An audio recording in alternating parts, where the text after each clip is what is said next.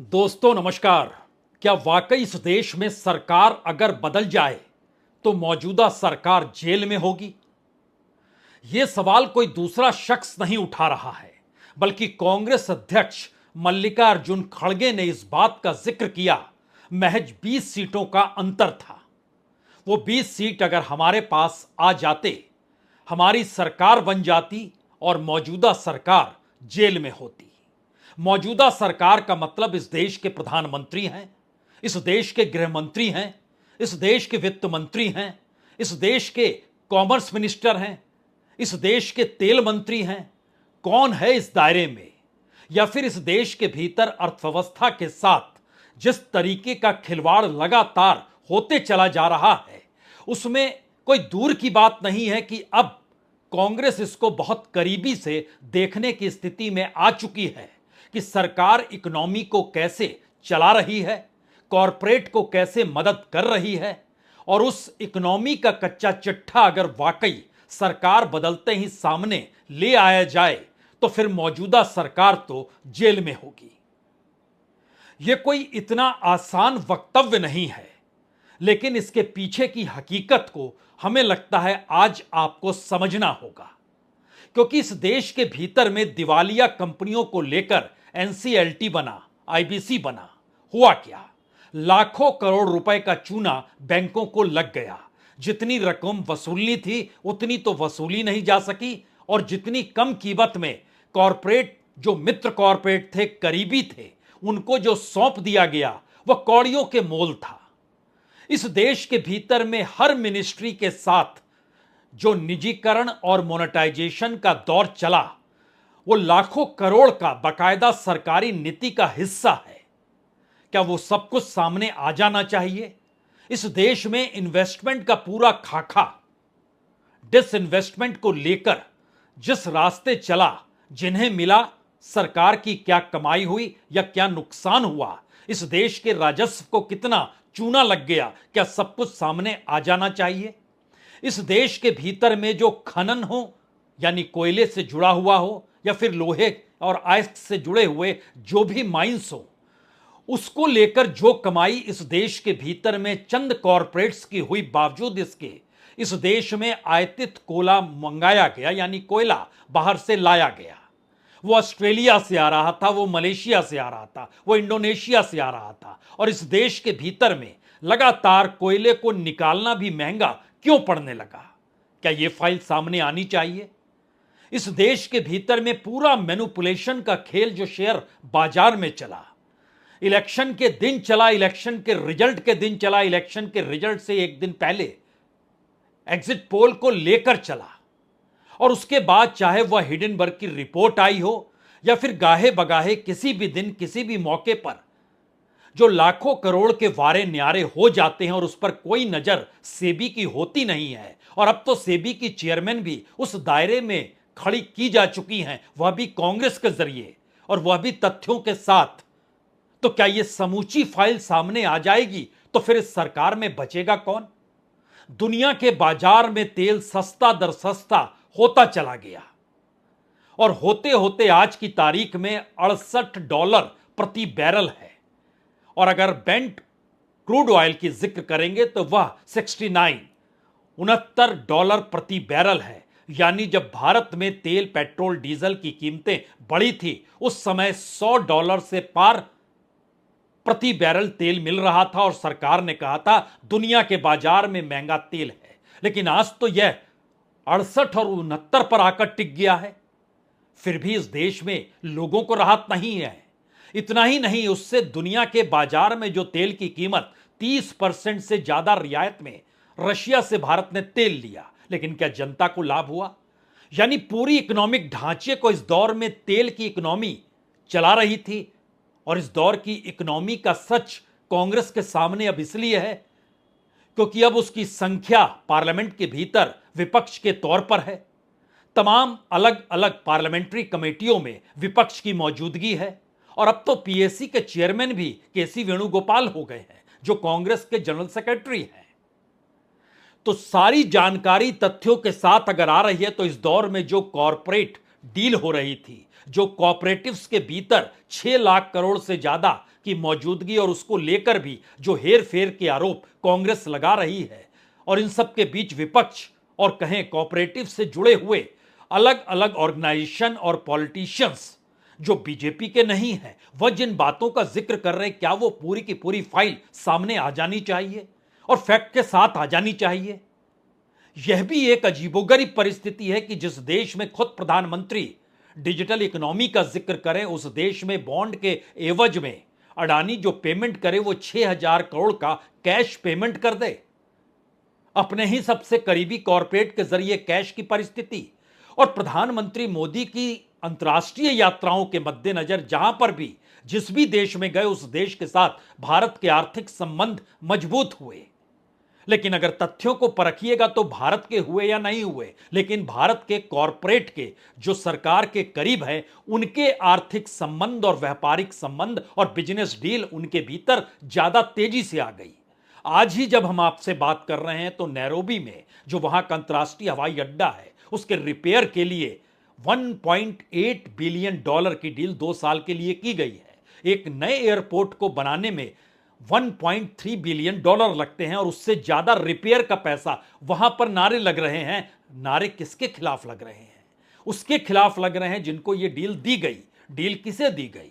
Deal Adani को दी गई। वो भारत के भीतर भी तमाम एयरपोर्ट संभालते हैं।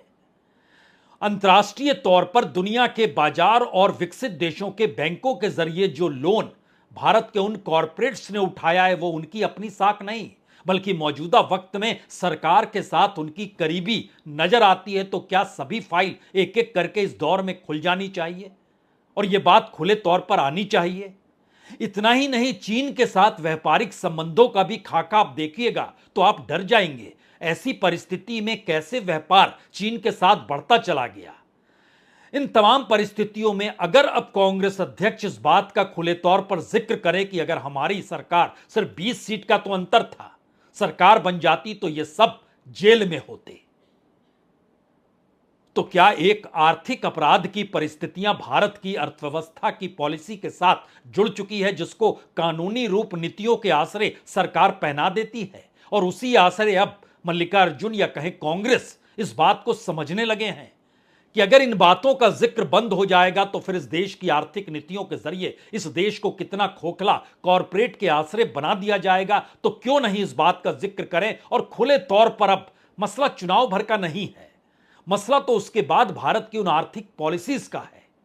लेकिन इन तमाम बातों को एक एक करके समझिए और आपको सामने कुछ तथ्यों को रखा जाए। उससे पहले मल्लिकार्जुन खड़गे ने ऐसा क्या कहा?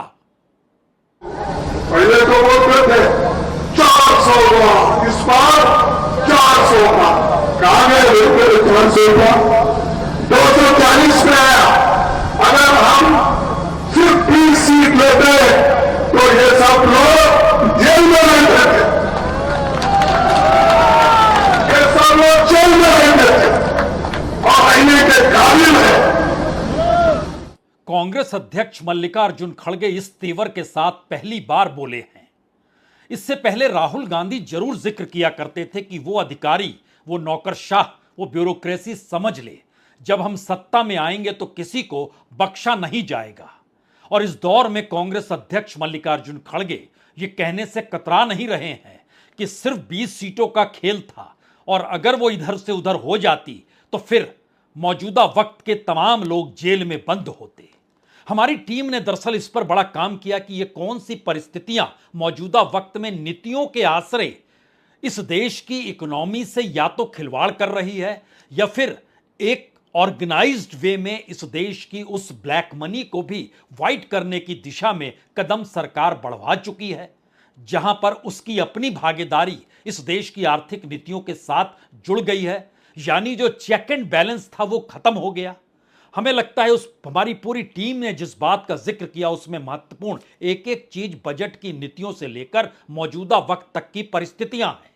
इसलिए यह सवाल आप नहीं उठा सकते हैं कि जेल में किसे भेजा जाए या ना भेजा जाए। सवाल यह है कि अगर सरकार की पूरी इकोनॉमिक पॉलिसी ही उस इकोनॉमी के इर्द गिर्द है जिसमें जनता के हित में कुछ नहीं और कॉरपोरेट के हक में सब कुछ, कॉरपोरेट के आश्रय इस देश की अर्थव्यवस्था को चलाने के तौर तरीके। मसलन शुरुआत करते हैं सीएसआर फंड से। याद कीजिए, बजट में सरकार ने कहा था कि हम ट्रेनी के तौर पर इंटर्नशिप इस देश के कितने छात्रों को देंगे। हजारों लाखों छात्रों का जिक्र कर दिया गया। इस देश के 500 से ज्यादा अलग अलग कंपनियों का जिक्र किया गया। यह सवाल उठा कि सरकार कहां से करेगी। नया सवाल यह आया कि अब तमाम कॉरपोरेट जो है सीएसआर फंड जो वो इस देश में जो उसकी रिस्पॉन्सिबिलिटी होती है उसमें जो देती है उससे हटकर अब वो संशोधन करने को तैयार है। सरकार ने कहा तभी तो संशोधन कर रहे हैं, तो सीएसआर का पैसा उस इंटर्नशिप में चला जाए, यानी सरकार की जेब से कुछ ना निकले, कॉरपोरेट ही पैसा दे और सीएसआर का पैसा शिफ्ट कर दे, जो इस देश के अलग अलग प्रकल्पों या फिर ग्रामीण भारत को बेहतर बनाने के लिए जो सीएसआर की रिस्पॉन्सिबिलिटी निकाली गई थी कि वह किस तरीके से मुनाफा भारत की जमीन पर धंधे करके कमाती है, उसमें उसकी भी कुछ रिस्पॉन्सिबिलिटी इस देश के एग्रीकल्चर को लेकर हो, रूरल इंडिया को लेकर हो, पानी को लेकर हो, पर्यावरण को लेकर हो, तमाम चीजों को शिफ्ट किया जा रहा है। और इसके में एक झटका यह भी समझिए कि 2018 में सीएसआर फंड जो था वो 17,000 करोड़ था, 2022 में यह 26,000 करोड़ हो गया और आज की तारीख में यह बढ़कर 30,000 करोड़ पार कर गया है। तो इतना पैसा एक झटके में जो लगता था उपयोग आता था वो नहीं आ पाएगा। लेकिन बड़ी महत्वपूर्ण बात यह भी है कि इस देश में किस तरीके से इम्बैलेंस या कॉरपोरेट के हक में कैसे चीजें खड़ी की गई। मिडिल क्लास का आदमी अगर 7 करोड़ रुपए, अपर मिडिल क्लास कह लीजिए, 7 करोड़ रुपए कमाता है तो उसको इनकम टैक्स में 3 करोड़ देने होंगे। लेकिन इस देश में बिजनेस रेवेन्यू अगर 20 करोड़ है तो आपको इनकम टैक्स सिर्फ 50 से 80 लाख देना होगा। एग्रीकल्चर रेवेन्यू अगर 40 करोड़ है तो कोई टैक्स नहीं। पॉलिटिकल पार्टी अगर आप चला रहे हैं और आपके पास करोड़ों के वारे न्यारे जो हो रहे थे इलेक्टोरल बॉन्ड में वो 7,000 करोड़ भी पार कर जाए तो भी आपको कोई टैक्स नहीं। और जो चकाचौंध भरी खेल, मसलन आईपीएल को ले लीजिए, वो 12,000 करोड़ का खेल है, टैक्स 1 पैसा नहीं होता है। बात ये नहीं है, बात सबसे बड़ी है कि आपका पूरा का पूरा जो प्रोसेस है इस देश की बैंकिंग व्यवस्था और लोगों की पूंजी और लोगों के हक को मारकर क्रिएट किया जा रहा है। जब हम 2024 का जिक्र करते हैं तो सोचिए, अमेरिकी फेडरल बैंक को घाटा होता है 118 बिलियन डॉलर का, बैंक ऑफ इंग्लैंड को घाटा होता है 86 बिलियन डॉलर का, लेकिन आरबीआई की कमाई होती है 43 बिलियन डॉलर, प्रॉफिट उसको हो जाता है। बड़ा महत्वपूर्ण है, सरकार वो पैसा भी ले लेती है और अगर आप ध्यान दीजिए तो 2024 में उसकी कमाई 2,80,000 करोड़ की थी और उसने जो दिया सरकार को डिविडेंड के तौर पर वह 2,11,000 करोड़ सरकार को दे दिया। पिछले साल 90,000 करोड़ दिया था, कमाई 2,40,000 करोड़ की हुई थी। 2022 में कमाई 1,60,000 करोड़ की हुई थी, 30,000 करोड़ सरकार को दिया था। यह एक पूरा प्रोसेस है कि बैंकिंग प्रोसेस के जरिए किस तरीके से सरकार के पास पैसा क्यों आता है।